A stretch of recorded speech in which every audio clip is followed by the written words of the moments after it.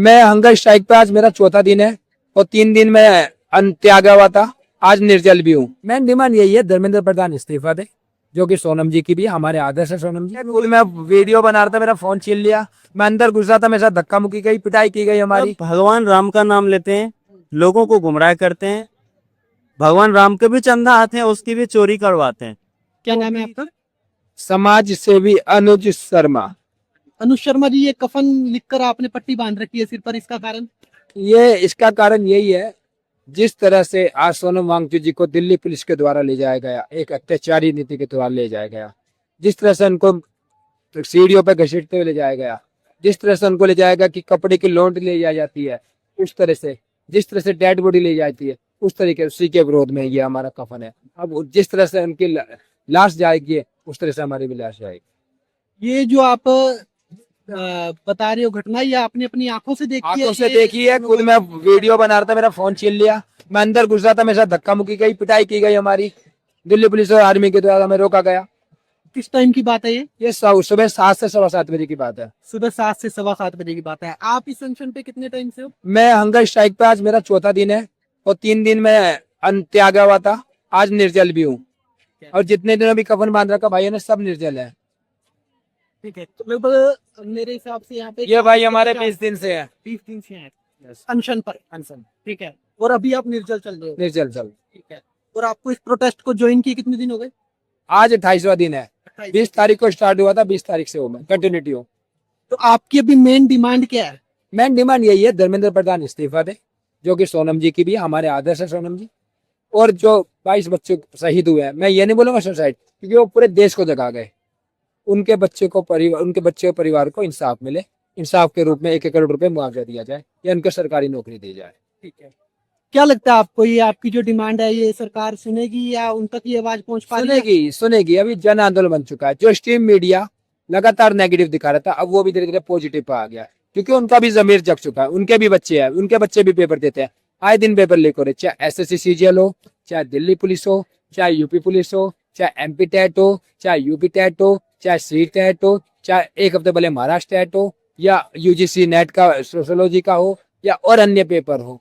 और जिस देश की शिक्षा व्यवस्था में पिछले 10 सालों में 1 लाख सरकारी विद्यालय बंद कर दिए गए हों, जिस 5 सालों में 89 परीक्षाएं रद्द हो गई हो, जिस सरकारी स्कूलों में बच्चों के लिए टीचर नहीं हो, बच्चों के लिए शौचालय नहीं हो, बच्चों के लिए पीने के लिए पानी नहीं हो, इसके अलावा टैक्स नहीं हो, टाट पट्टी नहीं हो, बाहरी बच्चियों के लिए पिंक शौचालय नहीं हो, बिजली नहीं हो, पंखे नहीं हो, लाइट नहीं हो, उस देश की व्यवस्था कैसी होगी शिक्षा पे? शिक्षा व्यवस्था का बजट बढ़ाना चाहिए था, बल्कि उल्टा कम कर दिए। ये देश की शिक्षा व्यवस्था का हाल है। और देखिए सबसे बड़ी बात, जिस प्रकार देश आज गड्ढे में जा रहा है सरकार के आने के बाद, धर्मेंद्र प्रधान जब से शिक्षा मंत्री बने हैं, हर परीक्षा लीक हो रही है। ऐसा नहीं कि पहले नहीं होती, रमेश पोखरियाल थे जब भी हुई, उसके बाद स्मृति ईरानी बनी जब भी हुई, पर धर्मेंद्र प्रधान जब से शिक्षा मंत्री बने, परीक्षाएं लगातार लीक हो रही है। मैंने एक नया नाम रखा है, लीक मंत्री। लीक मंत्री का मतलब समझते हैं? हर परीक्षाएं लीक। जब से ये बैठे हैं लीक मंत्री, जब से ये आए हैं शिक्षा मंत्री बने हैं, जब से हर परीक्षाएं लीक हो रही है। इनकी शिक्षा नीति की बताते। और NTA का काम क्या है, नेशनल टेस्टिंग एजेंसी, उस NTA को बंद कर दो जो बच्चों को पेपर लीक करके देती हो, जिन्होंने केमिस्ट्री का पेपर लीक करके दिया, जिन्होंने आंसर शीट दियो, बायोलॉजी का आंसर शीट दियो, जिसने फिजिक्स का आंसर शीट दियो, बच्चों के भविष्य के साथ खिलवाड़ किया। जिन बच्चों को किताबों में होना चाहिए था, आज वे बच्चे मजबूर होकर सड़कों पर है, धूप हो चाहे बारिश हो, आंधी हो, तूफान हो, 12 से 18 घंटे बच्चे पढ़ता है, उसके बाद उसको रिजल्ट मिलता है पेपर लीक। मेरे खुद परिवार में एक दीदी हमारी, उनके बच्चे की मार्कशीट, मेरे बंदे भतीजा वो लगता है, उनका मार्कशीट 12th की CBSE की कोरी आई है। उन्होंने पत्राचार किया, उन्होंने मेल किया, उन्होंने वहाँ CBSE के ऑफिस गए, सब जगह गए, और जब TV9 ने खबर दिखाई, लगातार दिखाई खबर, उसके बाद सर CBSE के डायरेक्टर जागे, फिर गुमगढ़ की नींद से जाके उन्होंने उचित कार्रवाई करी है, कार्रवाई चल रही है। इसके अलावा मेरे एक भैया टीचर है, पढ़ाते हैं, 50 सिलेक्शन थे, उसके बाद पेपर दोबारा हुआ, 25 सिलेक्शन रह गए नीट के। उन 25 परिवार के बच्चों और बच्चों पर क्या गुजर रही होगी आप समझ। ये देश की शिक्षा व्यवस्था है। मतलब आप बता रहे हो कि CBSE 12th की मार्कशीट कोरी आई, खबर पड़ी है मेरे पास, आप कहेंगे तो मैं आपको दिखा दूंगा। ब्लैंक है, बिल्कुल ब्लैंक आई है, कुछ भी नहीं आया। कहा जाता है चाणक्य नीति के माध्यम से, चाणक्य नीति कहती है जिस देश का राजा जाति, धर्म, संप्रदाय, वर्ग, वर्ण में बांटे, वो देश का भी विकास नहीं कर सकता। बाबा साहब अम्बेडकर ने कहा है कि शिक्षा वह शेरनी का दूध है जो पिएगा वह दाढ़ेगा। और आज ये सब दाढ़ रहे, अपना हक मांग रहे। संविधान में समानता का अधिकार है, शिक्षा का अधिकार है। और इन्हें पता है अगर शिक्षा हम देंगे तो इनसे जवाब मांगेंगे तो इनसे जवाब नहीं दिया जाएगा और इनको कुर्सी से उठा के फेंकेंगे। ये बताइए, इन नेता के बच्चों को ये अधिकार है विदेश में पढ़ने का? नहीं, सबको अधिकार है। सबको अधिकार है ना। मतलब जो इनका अनपढ़ बच्चा है उसको तो बैठा देंगे मंत्री मुख्यमंत्री बना के, हमारे ऊपर थोप दिया जाएगा। जो पढ़ने वाला बच्चा है उसको विदेश भेज देंगे। ये कैसा शिक्षा का अधिकार है? इन नेताओं को जाने का टाइम आ गया, इस सरकार का जाने का टाइम आ गया। जिस तरह से सोनम वांगचुक जी के लेकर गई है, जनता में जन सैलाब हो चुका है। अब देखिए पूरा जन सैलाब, मीडिया उतर चुका है। अच्छा, मेरे को एक आप बात बताइए, जैसे आपका कहना ये है कि ये धर्म की राजनीति करते हैं और सिर्फ जाति की भी करते हैं, जाति की भी करते हैं, वर्ग की भी करते हैं, वर्ण की भी करते हैं, राज्यों के भी करते हैं कि तेरा राज्य ये मेरा राज्य है। पर कहीं ना कहीं मैं देख रहा हूँ कुछ दिन से कुछ वीडियोस वायरल हो रही हैं, ये प्रोटेस्ट कहीं मतलब धर्म की राजनीति की तरफ तो नहीं जा रहा है? क्योंकि मैंने देखा कि कुणाल कामरा यहाँ पर आए थे तो उन्होंने भी कुछ तंज कसा हिंदू धर्म पर या फिर उसके राम पर सीधा। देखो कुछ असामाजिक तत्व हैं जो बोले जाता है ना पूरा, उसको तो दिखाते नहीं है, जो हल्का सा काट के क्लिप।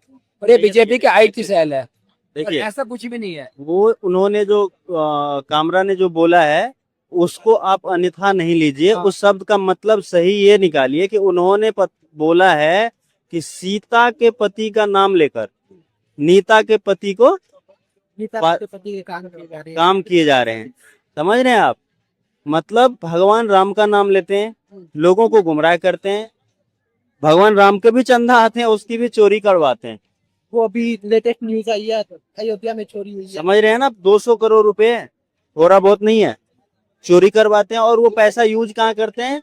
1 रुपए में अडानी को 1 रुपए एकड़ के हिसाब से जमीन दे देते हैं। ठीक है, तो अंबानी को भी वैसे ही देते हैं। बहुत सारा चीज है उनका, जो क्या बोलते हैं, पोर्ट पे ड्रग का पूरा पोर्ट वो पकड़ाता है, जहाज पकड़ाता है। आज तक आपने सुने कि लीक हुआ है वो कहीं पे बात? 25,000 करोड़ का ड्रग्स कहाँ निकल गए ये लोग, आज तक इस सरकार से पता लग पाया? नहीं लगा। ये कृषि प्रधान देश है माना जाता है। क्या इस देश का किसान आज खुशहाल है? सबसे ज्यादा इस देश में 70% गांव है।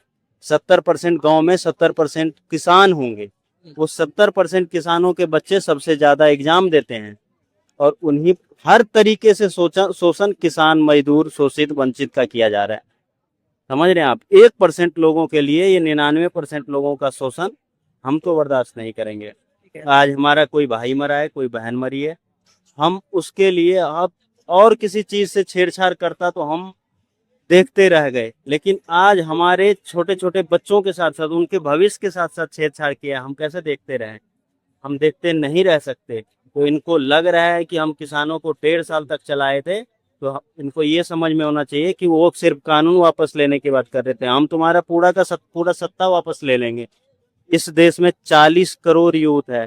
जिस दिन 5 करोड़ यूथ सड़कों पे आ गया पूरे इंडिया में, तो सोचो कि क्या हसर होगी तुम्हारी। आप समझ रहे हैं? ये लोग कहीं ना कहीं नेशनलिस्ट खुद नहीं है, एंटी नेशनल दूसरों को बताते हैं। आप किसी एंगल से बता दीजिए कि ये लोग नेशनलिस्ट पार्टी है, ये नेशनलिस्ट विचारधारा के लोग हैं। इसका पहला काम RSS के ऑफिस पे झंडा नहीं लगा रहा था। दूसरा काम, बाबा साहब को नहीं मानते, गांधी जी को नहीं मानते। इसका एक से एक बढ़ के उल्टा ही काम है। कहीं एक सीधा काम दिखा दीजिए आप। ये लोग, इनको कहा जाता है कि ये किसी टाइम पे अंग्रेजों के लिए काम करते थे, ये लोग ऐसा कहा जाता है। और उसको आज सत्ता मिल गया तो कुणाल कामरा जो एक्सट्रीम मीडिया है, जो गोदी मीडिया है, वो उसी चीज को पकड़ती है जो बोला जाता है। मतलब आपके कहने का मतलब ये है कि कुणाल कामरा का कॉन्टेक्स्ट कुछ और था और बनाकर कुछ और यस, वो आया स्टूडेंट्स के सपोर्ट में। Yes. पर वो दिखाया ऐसे जा रहा है कि वो उसको, और भी बाकी जगह भी देखा जा रहा है कि कई लोग इसे प्रोटेस्ट को एक मंच की तरह यूज कर रहे हैं कि कुछ आते हैं अपने तरीके से। कोई नहीं है, मंच को कोई यूज नहीं कर रहा, सब अपने समर्थन देने आ रहे हैं। क्योंकि इनके भी बच्चे हैं, उनको भी आगे इलेक्शन में जाना है, उतरना है। बच्चे पूछेंगे जब हमारे बारे में बात हो रही तो कहाँ थे आप, तो वो बोल सके कि हम आपकी आवाज उठा रहे थे। और अभी एक सोनम वांगचुक जी का क्लिप वायरल हो रहा है, शायद वो पुराना क्लिप है। उसमें सोनम वांगचुक जी कह रहे हैं कि सीता को चोरों से बचा के रावण से बचा कर लाए। और देखिए जो बीजेपी के IT सेल है और जो कहूँ में अंधभक्त है, वो इसी पे काम करते हैं, पुरानी पुरानी चीजों को निकालते हैं, उनको गलत तरीके से चलाते हैं, एक नैरेटिव फैलाते हैं जिससे कि कुछ चीजों को, पवित्रताओं को, आंदोलनों को बदनाम किया जाए, अनशनों को बदनाम किया जा सकता अभी आपको 20-22 दिन हो गए इस प्रोटेस्ट में, तो आप क्या देख रहे हो कि प्रोटेस्ट किस तरफ जा रहा है। है? 28 दिन 28 दिन में ये प्रोटेस्ट किस तरफ जा रहा है? पहले कितनी भीड़ थी, अब कितनी 28 भीड़ है? दिन में प्रोटेस्ट ये पूर्ण रूप से मांगों के ऊपर जा रहा है और पूर्ण रूप से हमें समर्थन मिल रहा है जनता का। पूरा देश जाग चुका है और जल्दी धर्मेंद्र प्रधान इस्तीफा देंगे। उन 22 बच्चों को भी बरम मिलेगा, उनको भी इंसाफ मिलेगा। जो आपकी डिमांड है धर्मेंद्र प्रधान का इस्तीफा, और उसके अलावा जो बच्चों के सुसाइड हुई है, जो उन्होंने शहीदी दी है, तो उसको लेकर जब आपकी ये डिमांड अगर सरकार पूरी कर देती है तो उसके बाद नेक्स्ट स्टेप क्या रहेगा आप लोगों का? अगले मंत्री का, अगले मंत्री का अगला मंत्री, अगला चाहे नितिन गडकरी हो जिसने घोटाले किए हो, या फिर अलग कोई और मंत्री हो, या पर्यावरण मंत्री हो जो घोटाले हो। ठीक है। इनका ये जो डर है, बोला गया है धर्मेंद्र तो जाके है, बाकी सब बाकी है। मतलब अभी टॉपिक अपना स्टूडेंट्स का है, स्टूडेंट्स को लेकर है, इसके बाद जो E20 को लेकर या जो भी नॉर्मल जनता को नुकसान, पर्यावरण में घोटाले हुए हैं, पर्यावरण को घोटाले हो रहे हैं, जो कि सोसाइटी को हमारी नुकसान उठाने पड़ रहे हैं गवर्नमेंट की वजह से, उन सभी मुद्दों पर रक्षा बात मंत्री की जाएगी। जो गलत बोला है कि हमारे जवान नहीं मरे, उनके साथ निष्पाच वो किया गया, उन्होंने विश्वासघात किया, उनका भी मांगा जाएगा। तो ओवरऑल पूरी की पूरी जो सरकार है, जो आप ये कह रहे हो, वो घोटाले की सरकार है, पूर्ण रूप से पूर्ण घोटाले की सरकार है। डिमांड ये है कि ये सरकार बदलनी चाहिए। बदलनी चाहिए। पहले तो हम धर्मेंद्र प्रधान का इस्तीफा मांग रहे थे, अब हम नरेंद्र मोदी का इस्तीफा मांगे, अभी आप नरेंद्र मोदी का इस्तीफा, क्योंकि जिस तरह से सोनम वांगचुक के ऊपर कार्रवाई की गई है वो दिखाता है कि प्रशासक जो अब पूरा तानाशाही बन चुका है और तानाशाही पे आ चुका है। पहले हमारी व्यवस्था परिवर्तन की लड़ाई थी, किसी व्यक्ति से सरकार से लड़ाई नहीं थी, पर अब हमें लग रहा है सरकार से लड़ना पड़ेगा। चलिए ठीक है, हम आशा करते हैं कि आपकी जो भी डिमांड्स हैं वो सरकार जल्दी पूरी करे।